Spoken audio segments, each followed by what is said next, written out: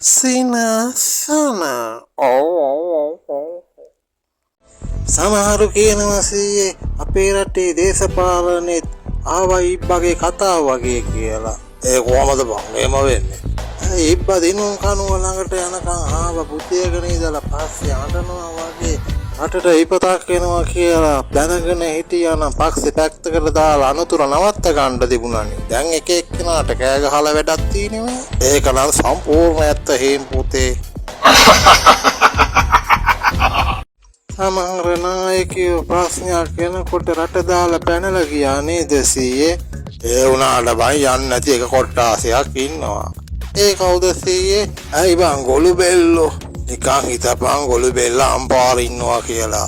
ඕ කටුනායකෙන් රට දාලා යන්න එනකොට අනිවාර්යයෙන්ම ගත වෙන කාලය අනුව ප්‍රශ්නේ විසඳෙනවානේ.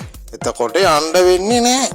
එතකොට සීයා කියන්නේ යන්නේ නැති එකම සතා ගොළු බෙල්ල විතරයි කියලාද? අනිවාර්යයෙන්ම උඩ යන්න වෙන්නේ නැහැ.